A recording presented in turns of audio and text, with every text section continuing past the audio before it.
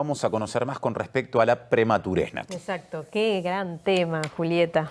Un tema muy importante del que hay que hablar un montón porque obviamente que en realidad no siempre, y lo vamos a ver a lo largo de este informe, no siempre es algo negativo la prematurez, pero sí es algo que hay que atender y más ahora sabiendo que ha aumentado un poco, aunque tiene algunos matices que también vamos a compartir. Comenzamos explicando qué es la prematurez. Se entiende por prematuro un bebé que haya nacido antes de las 37 semanas de gestación y hay diferentes niveles de prematurez. La prematurez extrema es cuando nacen antes de las 28 semanas, los muy prematuros, que así se les llama, es entre las 28 y las 32 semanas, y los prematuros moderados a tardíos es de 32 a 37 semanas.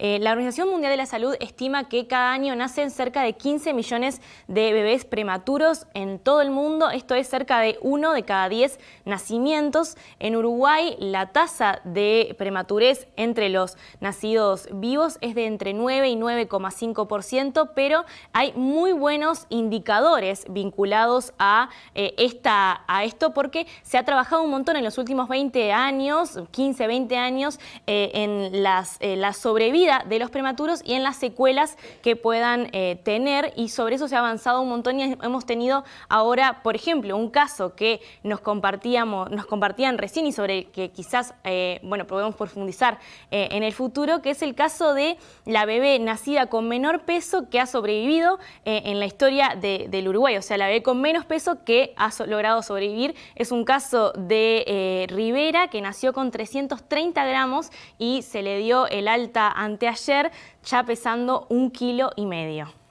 Bueno, muy buenas noticias porque además, como decías, Uruguay se ha destacado a nivel regional y mundial por el tratamiento y la investigación a propósito de este tema. Pero, ¿qué pasó, Julieta, durante la pandemia? Bueno, hablamos con el neonatólogo Daniel Borbonet, que lo que nos mencionaba es que en realidad no se puede ver a la pandemia como una única unidad, porque pasaron cosas muy diferentes en 2020 y en 2021. En 2020, la prematurez y los problemas vinculados a la prematurez no tuvieron que ver directamente con la infección, sino con todas las otras cantidades de cosas sobre las que se ha conversado un montón que trajo la pandemia al Uruguay, como por ejemplo, el aislamiento, la baja en las consultas y también la recarga de cuidado en las mujeres, ¿no? Todas estas cosas tuvieron impacto en la prematurez, pero no directamente por infecciones. En 2021 ya sí lo que afecta tanto la prematurez como la restricción del crecimiento intrauterino son las infecciones maternas que obviamente en casos de comorbilidades o de factores de riesgo en las madres puede llegar a ser muy peligroso. Lo fue muy peligroso de hecho y tuvimos casos muy complicados de prematurez y de muerte materna en 2021. Vamos a ver cómo esto va evolucionando. Sobre esto, justamente lo que sucedió en Uruguay, lo que sucede en realidad, porque seguimos en pandemia, fue que hablamos con Daniel Borbonet. Que la prematurez va aumentando a nivel mundial, tanto en países en vía de desarrollo como en los países desarrollados, por causas que son dispares. En los países en vías de desarrollo, obviamente por situaciones socioeconómicas de mayor vulnerabilidad. Esas son causas que debemos mejorar a nivel mundial. Pero también países en desarrollo que tienen un aumento de la prematurez, entre otras cosas también por lo que estábamos diciendo, por tratamiento de la fertilidad y también por mejoras en el diagnóstico obstétrico perinatal. Y nuestro país, Uruguay, en los últimos años ha tenido, yo te diré, entre un 9, 9,5% de todo nuestro nacimiento que se ha mantenido bastante estable. Ha disminuido en los últimos 10, 15 años la prematurez en el componente evitable y ha aumentado la prematurez en aquel componente que es bienvenido, que es secundario a la interrupción de la gestación por un feto que no tenía un buen bienestar de salud. Por lo tanto, cuando uno habla de prematurez y causas, hay que determinar bien cuáles son los componentes que realmente deben descender y otros componentes que bienvenido sea que aumenten. La pandemia, nos dijo Juli hace instantes, incrementó las diferencias entre clases sociales al hablar de prematurez. ¿Qué más sabemos al respecto, Juli?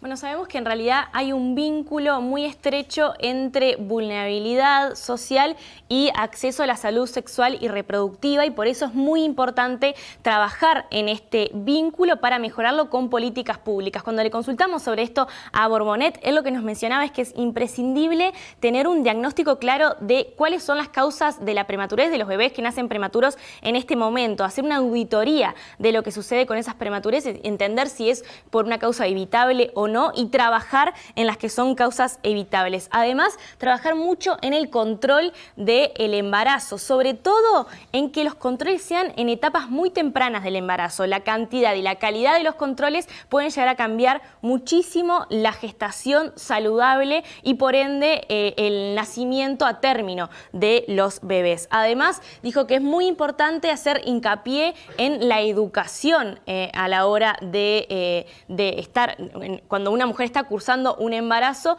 pero también en la educación de sus parejas y en la educación general de la sociedad desde etapas muy tempranas, desde la niñez, por ejemplo. Y también dijo que los embarazos, para poder atacar esta problemática vinculada a la vulnerabilidad y a la prematurez, hay que trabajar porque haya cada vez más embarazos deseados y porque estén adecuadamente programados en la vida de una familia. Lo que mencionábamos antes es en realidad un estudio que viene por parte de médicos que se ganaron por este estudio el Premio Nacional de Medicina, y lo que estudia es los embarazos y la prematurez y otras afectaciones en realidad de los bebés recién nacidos vinculados a los diferentes subsistemas. Uruguay, ya lo hemos mencionado acá, pero Uruguay tiene un caso muy específico, muy bueno para poder estudiar esto, porque la gran cantidad de las personas que están en los quintiles más bajos se atienden en ACE. Entonces, estudiando allí se puede tener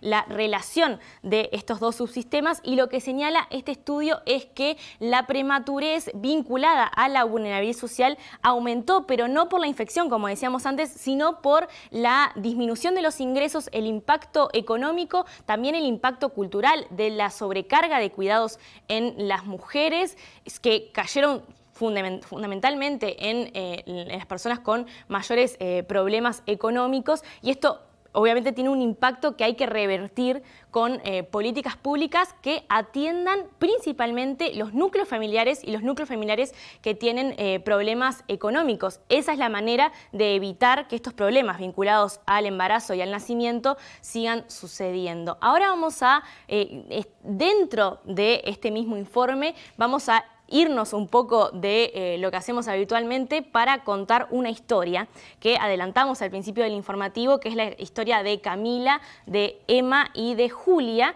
que son unas trillizas que nacieron el 8 de junio en el Hospital de Clínicas. Nacieron con poco menos de 1 kilo de peso, con algunas diferencias allí entre ellas, pero que están evolucionando muy bien. Nacieron en la semana 32. Este nacimiento, que por lo general todos estos casos se atienden en el Hospital Pereira de Rosell, se atendieron en el Hospital de Clínicas, porque allí se atienden a los embarazos múltiples en los que las madres tienen además algunos problemas de salud. Este es el caso de Victoria, la madre de estas 3 preciosas bebés. Vamos a compartir un poco su historia y contarles algunos detalles más de cómo han ido evolucionando y qué es lo que queda para adelante.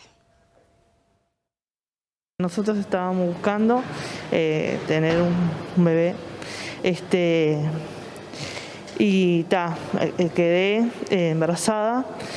Fuimos al Pereira porque yo tenía un dolorcito así que me asustaba, y cuando fuimos al Pereira me dijeron que en la ecografía vieron que eran 2, y después quisieron ver que me hicieran una ecografía bien para ver si era lo que ellos estaban viendo realmente, que eran 2.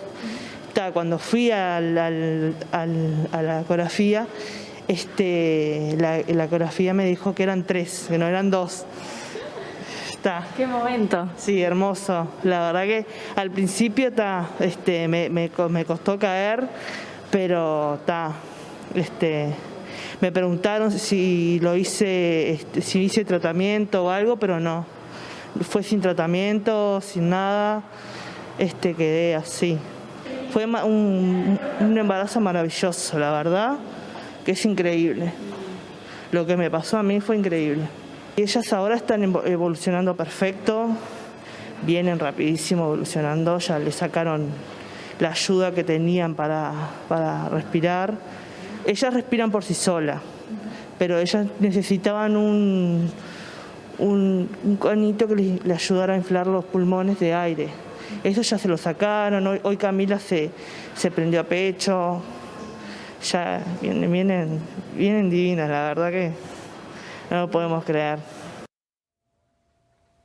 Bueno, ustedes lo están viendo en sus casas y habrán tenido la misma sonrisa que tuvimos acá en estudio. Es una historia súper emocionante. Nosotros hablamos un montón con Victoria y con el padre también de las trillizas, y lo que nos decían es que obviamente que esta fue una sorpresa. Además, Victoria tiene 3 hijos más, 2 chicas y un chico entre 14, 9 y 6 años. Y bueno, es una integración familiar que va a tener sus modificaciones. Así que si creen desde allí que pueden colaborar, ya sea con ropa, con pañales, con materiales para la casa, esto será más que bienvenido por la familia. Estamos compartiendo allí el celular de Victoria, que es 093-976-424, para que si tienen algo vinculado a bebés, que se lo puedan hacer llegar. Nosotros le mandamos un beso grande a Victoria y esperamos que esta familia siga creciendo tan hermosa como la vimos allí.